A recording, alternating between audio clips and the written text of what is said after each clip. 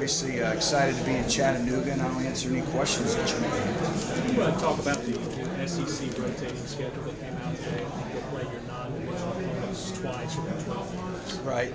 You know, to have that out, obviously it came out today, but to be quite honest with you, is I'm just focused on this year. And, you know, we have a great challenge of having to go to Ole Miss, and then obviously Alabama, which I feel is one of the best rivalries in all of college football. And then the following year, welcoming Arkansas in the Neyland Stadium. And that's really kind of the further I've gone with looking at the schedule.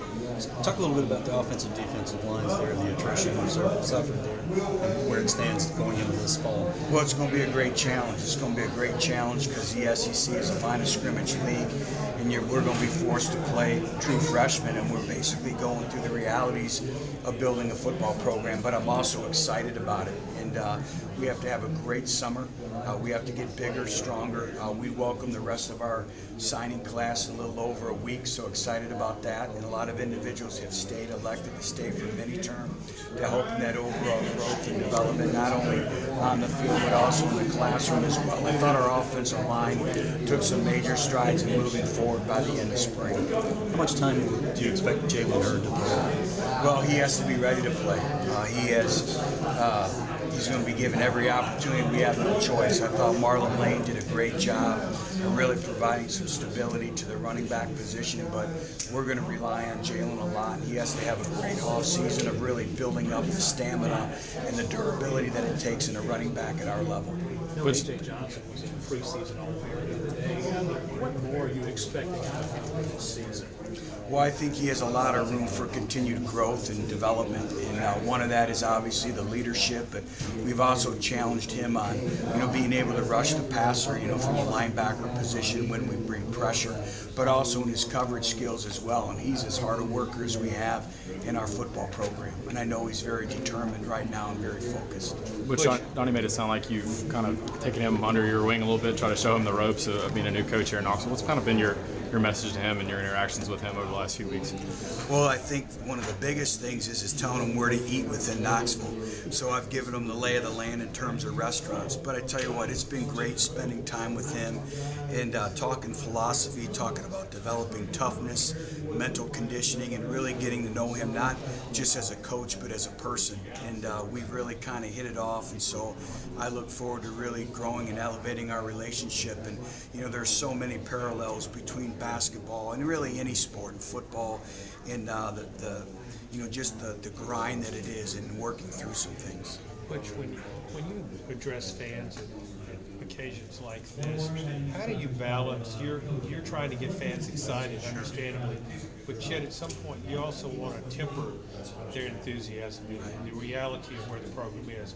How do you walk that tightrope? Well, I think just being realistic, and our expectations at Tennessee will never change. It's to win football games and graduate our players and win within the community. But, we're going to be an exceptionally young football team with only 12 seniors.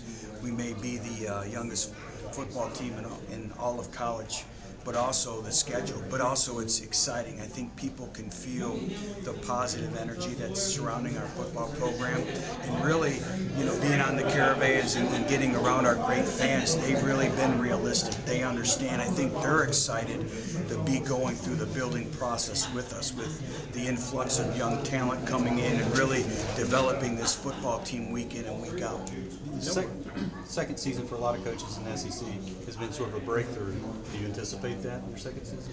Well, all I know is we're basically, rebuilding an entire football program with only 12 seniors, and we've kind of felt that reality this year. 50% of our players went through spring football for the first time. But again, it's exciting, and I know this. The culture's in place, the standard and the expectation is in place. Our older players, the older players that we do have done a tremendous job of really mentoring our younger players of the standards and expectations of Tennessee football. Butch, do you remember your second years at Central Michigan and Cincinnati about how many seniors you had and how different those situations were versus your second year here?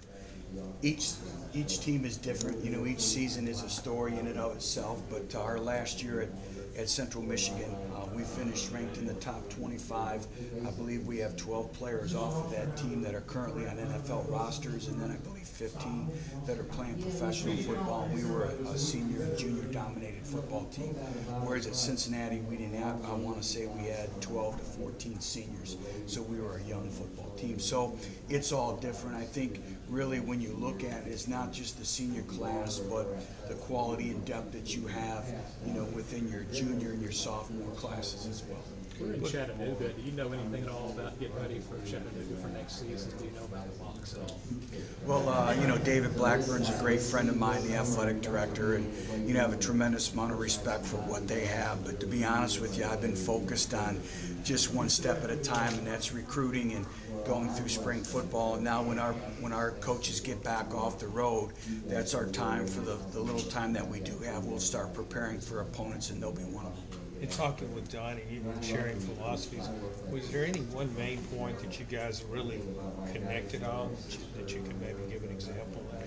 Well, I think just the overall in-game coaching. One of the things I did this off-season, ironically, is I studied basketball coaches. And I wanted to study kind of their floor command, their floor presence.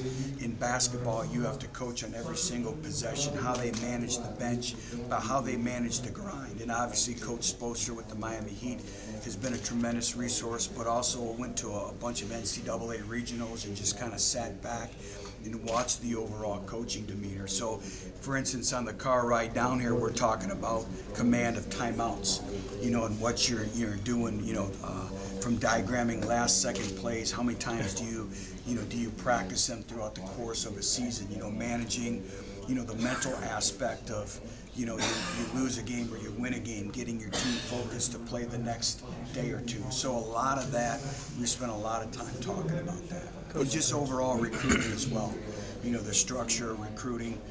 And also talking about Tennessee, the traditions, the history, and the many positive things that we have to sell to prospective student athletes. What's been your impression, obviously knowing about basketball, what's been your impression of what he's been able to do in the short amount of time recruiting-wise? I mean, he's been here a month and he's signed 7 guys. Well, I asked him today if he's still working out for momentum and energy and adrenaline and all of the above, and I kind of know what he's going through, but he's been in an extremely very challenging situation. I think he's done a tremendous job. His staff himself has worked tirelessly.